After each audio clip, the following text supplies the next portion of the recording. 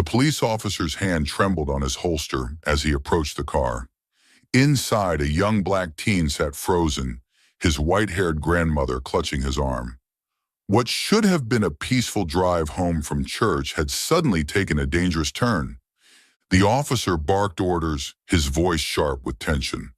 The teen's eyes darted from the officer's face to the gun at his side. He had done nothing wrong, yet here he was, facing a situation that would leave an indelible mark on his life. The air crackled with fear and confusion, a moment suspended in time that would soon ripple far beyond this quiet street corner. As we reflect on this real-life story, subscribe, and don't forget to turn on the notification bell for more daily stories that need to be heard. Hit that subscribe button and let us know where you're watching from in the comments. We'd love to hear from you. Darren Jenkins leaned back in the passenger seat, basking in the warmth of the afternoon sun. His grandmother, Margaret, hummed softly as she navigated the familiar streets of their neighborhood. The blend of her lavender perfume and lingering church incense created a soothing atmosphere in the old Buick. "So, what's on the menu for lunch, Grandma?"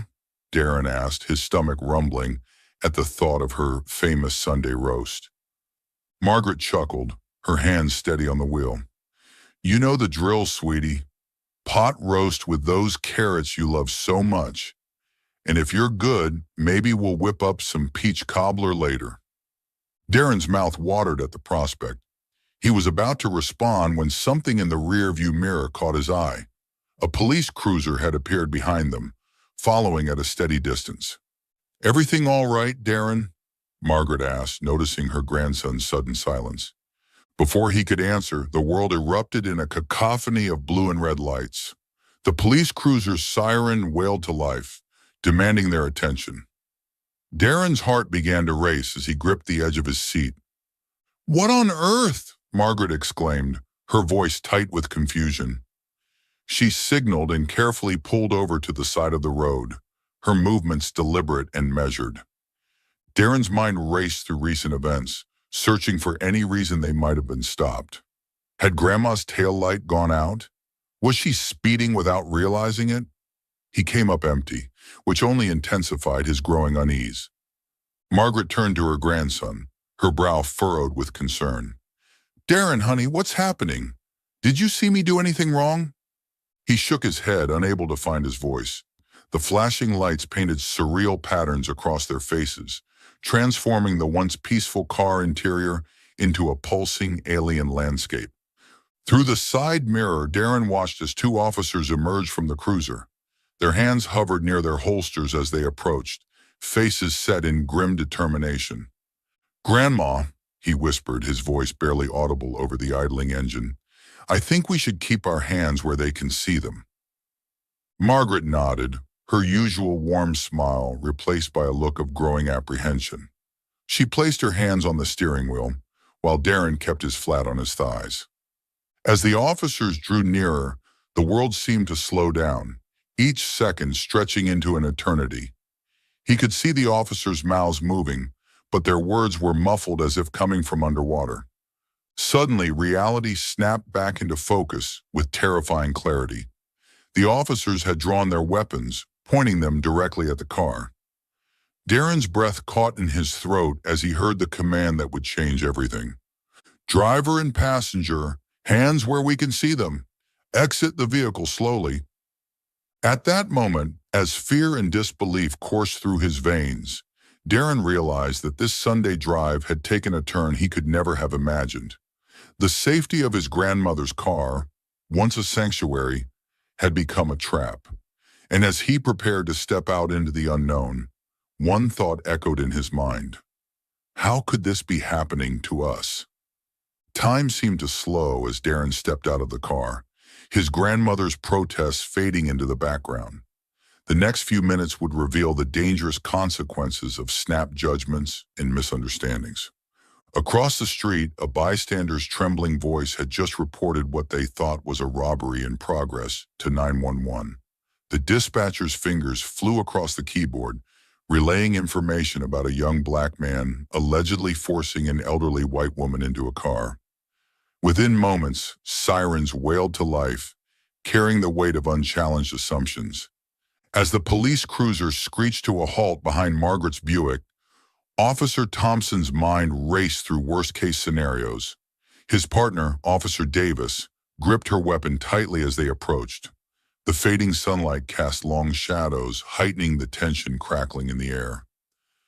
"Driver and passenger, exit the vehicle with your hands visible," Officer Thompson barked, his voice sharp with adrenaline. Darren's legs felt like lead as he slowly opened the door, his heart pounding violently in his chest. The rough asphalt bit into his knees as he was ordered to the ground, cold metal handcuffs clicking shut around his wrists. Margaret's voice rose in a mixture of fear and indignation. "What are you doing to my grandson?" she demanded, fierce protectiveness replacing her usual gentle demeanor. "We've done nothing wrong. We're coming home from church, for heaven's sake." Officer Davis hesitated, confusion flickering across her face. This wasn't fitting the scenario they had prepared for. She glanced at her partner, uncertainty creeping into her stance. A small crowd began to gather, phones emerging to capture the unfolding scene. Dominique Elliott, a passerby, felt a wave of dread wash over her as she hit record, acutely aware of the potential consequences of the situation. The air grew thick with tension as Margaret continued to plead their case. Officer Thompson struggled to reconcile the dispatcher's report with the scene before him, his brow furrowed in concentration. It was then that Margaret, her patience worn thin, reached into her purse. Both officers tensed, hands flying to their weapons. But what emerged was a well-worn photo album.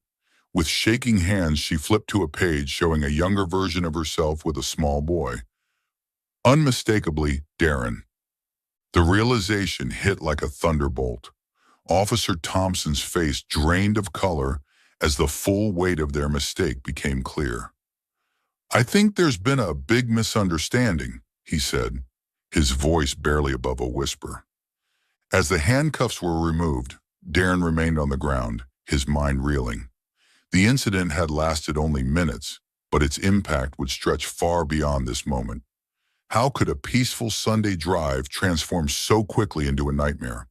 And more importantly, what would it take to prevent such misunderstandings in the future? As the truth dawned on the officers, a heavy silence fell over the scene. Darren slowly rose to his feet, his legs shaky and his mind reeling. The cold metal of the handcuffs had left invisible marks on his wrists, a stark reminder of the ordeal he had just endured. Margaret rushed to her grandson's side, her earlier indignation giving way to concern as she wrapped her arms around him. Officer Thompson cleared his throat, his face a mixture of embarrassment and regret. "We're sorry for the misunderstanding," he stammered, struggling to find the right words. "We received a report of a possible robbery and—" His voice trailed off as he realized the inadequacy of his explanation. Darren barely registered the officer's words. His heart still raced, and his mind grappled with the reality of what had just transpired. How quickly had his world turned upside down? One moment, he was looking forward to his grandmother's pot roast, and the next he was face down on the pavement, treated like a criminal. Margaret's voice cut through Darren's fog of confusion. "Sorry? You're sorry?" Her tone was sharp, her eyes flashing with renewed anger. "My grandson could have been killed because of your misunderstanding. We demand to speak to your superior officer immediately." As if on cue, more police vehicles arrived at the scene. A police captain approached, his face grave as he assessed the situation. He spoke in hushed tones with Officers Thompson and Davis, occasionally glancing at Darren and Margaret. The tension in the air was palpable as everyone waited to see what would happen next. News of the incident spread rapidly through social media, and local news vans began to arrive. Darren watched in a daze as his grandmother fielded questions, her voice strong and unwavering as she recounted their harrowing experience. As the gravity of the situation sank in, Darren felt a surge of emotions. Anger at the injustice, fear of what could have happened, and a deep sense of violation warred within him. He had always been taught to respect authority, but how could he reconcile that with what he had just experienced? In the days that followed, the incident became a rallying cry for the community. Protests formed outside the police station, demanding accountability and change. Darren found himself thrust into the spotlight, his face appearing on news broadcasts and social media feeds. The support was overwhelming, but it did little to ease the emotional toll of that fateful Sunday. Darren's family wasted no time in seeking justice. They hired a prominent civil rights attorney, determined to hold the police department accountable. As they prepared their case, disturbing patterns began to emerge. This wasn't an isolated incident, but part of a larger systemic issue that had long plagued their community. As the legal proceedings began to unfold, Darren couldn't help but wonder about the long-term consequences of that day. How would this experience shape his future? And more importantly, what changes would it bring about in a system that had failed him so profoundly? Darren Jenkins grappled with a new reality in the aftermath of that fateful Sunday. Nightmares plagued his sleep, replaying the moment when officers pointed their guns at him.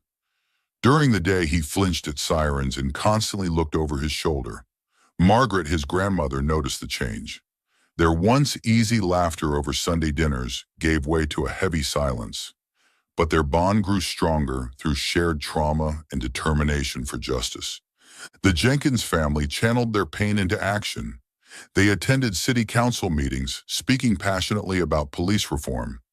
Darren's father organized workshops on citizens' rights and police accountability. Their living room became a hub of activity, filled with volunteers planning awareness campaigns.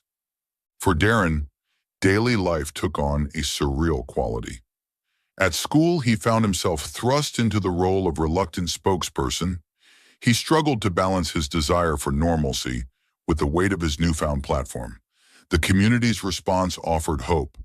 A group of artists painted a mural depicting Darren and his grandmother, surrounded by symbols of justice and unity. As weeks turned into months, the family faced challenges in their quest for accountability. Their attorney warned of the complexities in proving racial bias and overcoming qualified immunity. Each setback tested their resolve, but Margaret's unwavering determination inspired them to press on. Under scrutiny, the police department promised to review its training procedures. City officials debated establishing a civilian oversight board. Yet progress was slow, and the family often felt they were fighting against an entrenched system. For Darren, the incident became a crucible, forging a new understanding of race and justice in America. He immersed himself in civil rights history, drawing parallels between past struggles and his own experience. As he grappled with anger and disillusionment, Darren discovered a wellspring of strength he never knew he possessed. In quiet moments, Darren reflected on the broader implications of his ordeal. He recognized that his story was one thread in a larger tapestry of systemic inequality. The incident had opened his eyes to the complexities of race relations and the long road ahead in the fight for true justice. As he looked toward the future, Darren felt a growing sense of purpose, knowing that his voice could be a powerful tool for change. Darren's experience illuminated the harsh reality of racial profiling and systemic bias in law enforcement. What began as a misunderstanding quickly escalated into a dangerous confrontation, underscoring the urgent need for comprehensive police reform. The incident raised pressing questions about bridging the gap between law enforcement and communities of color, and preventing snap judgments from leading to tragic outcomes. Recent studies have shown promising results in communities with active police oversight boards, suggesting that change is possible when citizens engage and demand accountability. However, the path forward remains complex and challenging. As we reflect on Darren's ordeal, we are reminded that we have a role to play in the ongoing struggle for equity and justice. It challenges us to examine our own biases, challenge our assumptions, and actively work towards a future where such misunderstandings are relics of the past. The road ahead is long, but we can build a more just and equitable society for all with persistence and unity. This story serves as a powerful call to action. It urges us to envision and strive for a world where no one fears for their safety based on the color of their skin. The journey may be arduous, but it is one we must undertake together, step by determined step, to create lasting change. Join our community of people who believe in justice, empathy, and powerful storytelling. By subscribing, you're not just watching, you're part of a movement that values real stories and change. Add us to your daily routine and make every story count. Subscribe and join us each day for stories that make an impact.